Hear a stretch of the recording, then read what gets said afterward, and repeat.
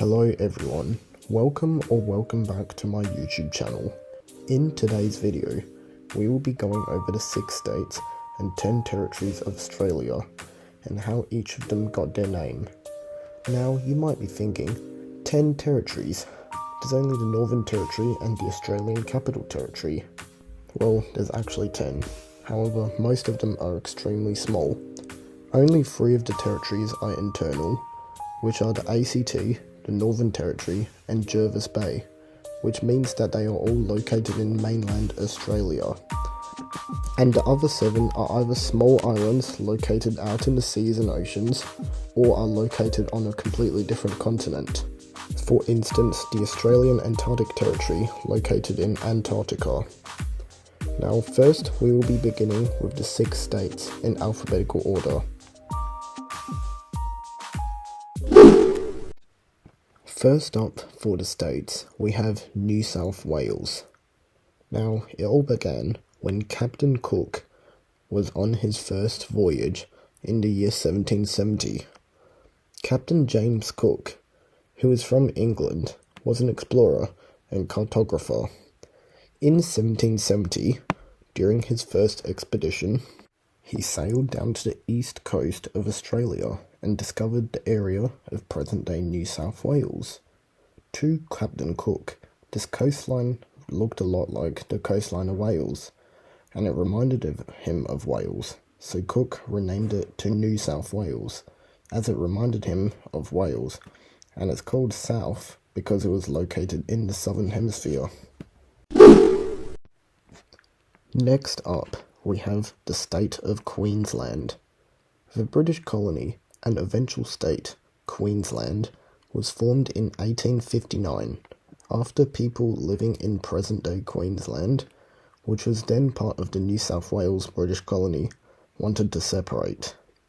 They wanted to separate because people in Queensland believed that the colony seat, Sydney, was too far away from them. Queen Victoria granted their request, and a new colony was named Queensland in honour of Queen Victoria.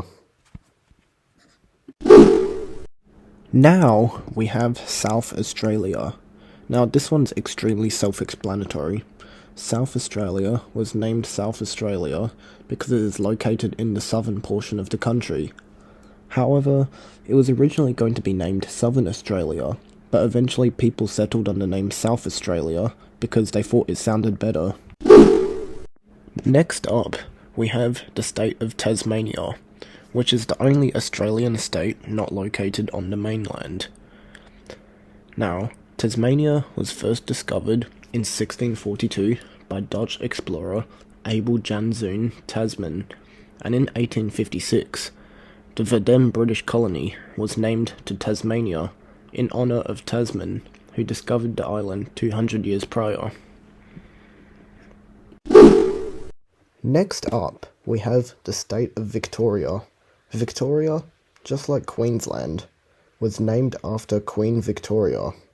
When the then British colony, Victoria, separated from New South Wales in 1851, the people of Victoria decided to name the eventual state to Victoria, in honour of the Queen. And finally, for the states, we have Western Australia. This one's extremely self-explanatory. Western Australia is named Western Australia because it is located in the western portion of Australia. Now that's all for the states. So now we're going to move on to the territories, beginning with the internal territories. So first up for the territories, we have the ACT, which stands for the Australian Capital Territory. This one is extremely self-explanatory. The name Australian Capital Territory was given to the territory because the territory is home to the capital city of Australia, Canberra. Next up, we have the Jervis Bay Territory. The Jervis Bay Territory, for those who do not know, is located on the coast of New South Wales and is around 200 kilometres south of Sydney. Jervis Bay received its name from Royal Navy officer Lieutenant John Bowen in 1791 to Jervis Bay in honour of his superior, Sir John Jervis. And finally, for the internal territories, we have the Northern Territory. Again, just like the ACT, extremely self-explanatory. The Northern Territory is called that because it is located in the northern half of the country, and it is called a territory because it's not a state. That is it for the 3 internal territories. Now we're moving on to the remaining 7 external territories. Now, first for the external territories, we have the Ashmore and Cartier Islands. This territory consists of 2 islands, one called Ashmore Island and the other called Cartier Island. First, Ashmore Island got its name from Irish sea captain Samuel Ashmore in 1811. After Ashmore spotted the island from his ship, he decided to name the island to Ashmore after himself. Second, Cartier Island got its name from Captain Nash in 1800 after he spotted it from his ship, which was named Cartier, so Captain Nash decided to name the island to Cartier Island after his ship. When the islands became a territory in 1934, the names were combined to create Ashmore and Cartier Islands. Next up, we have the Australian Antarctic Territory. Extremely self-explanatory. It's named this simply because it's an Australian territory in Antarctica. Next up, we have Christmas Island. Christmas Island is named Christmas Island simply because it was discovered on Christmas Day, the 25th of December in 1643, by British voyager William Miners. Next up, we've got the Cocos Keeling Islands. The name Cocos Keeling consists of 2 different origins. First, the Cocos part of the name comes from coconuts, which were very abundant on the islands. Next, the Keeling part was named after William Keeling, who discovered the islands in 1609. In 1622, the islands were renamed to Cocos Keeling Islands because of the aforementioned coconuts. Next up, we've got the Coral Sea Islands. Very self-explanatory.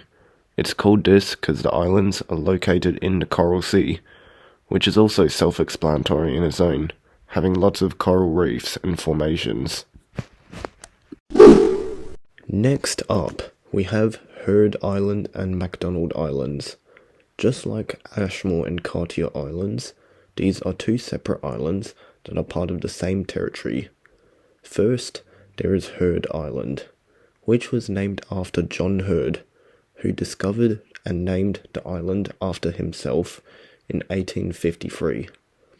Second, there is McDonald Island, which was discovered and named by William McDonald, also after himself, just 1 year later in 1854. Now finally we have Norfolk Island.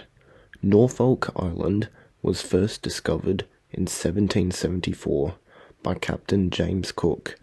Impressed by the amount of natural resources on this island, he decided to name the island after the at the time Duke of Norfolk, Edward Howard. Now, we have reached the end of the video. I hope you guys enjoyed this video and learnt something new. If you liked it, make sure to like this video, share it to your friends, and subscribe to the channel to see more future content like this. Now, I made a video just like this, but on the USA. It'll be up screen right now, so click on that if you want to watch it.